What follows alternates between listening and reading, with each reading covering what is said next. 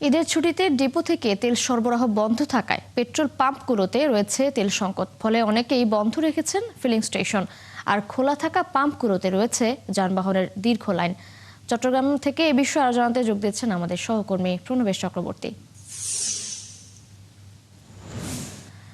প্রণবেশ, চট্টগ্রামের ফিলিং স্টেশনের পরিস্থিতি কেমন দেখতে পাচ্ছেন এখন? তেল সংকটের বিষয়ে ফিলিং স্টেশন মালিক ও ক্রেতারা কি বলছেন জানাবেন।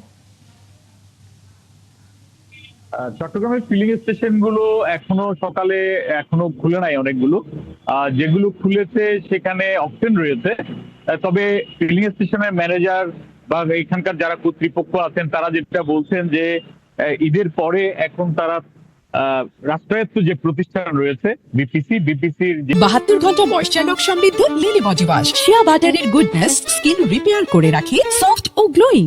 ডিপো পদ্মা মেঘনা যমুনার রয়েছে, সেখানে তারা সকালে ভাউচার পাঠিয়েছেন, অর্থাৎ তেলবাহী যে ট্রাকগুলো রয়েছে সেগুলো পাঠানো হয়েছে তাদের পক্ষ থেকে। তো সেখান থেকে তেল নিয়ে আসার পরেই এখানে তারা ডিজেল কিংবা অকটেন এগুলো তারা সরবরাহ করবেন।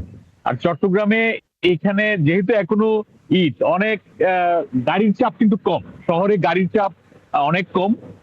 যেটা অন্যান্য দিন যেরকম থাকে বা ঈদের আগে যেরকম চাপ ছিল সেরকম চাপ এখন এখানকার ফিলিং স্টেশন গুলোতে নেই। যেহেতু আজকে থেকে ঘর থেকে ছুটির পরে ঈদের ছুটি শেষে মানুষজন শহরে ফিরবেন, ফলে স্বাভাবিকভাবে আজকে থেকে একটু চাপ বাড়বে এবং যানবাহন পরিবহনের সংখ্যাও বাড়বে।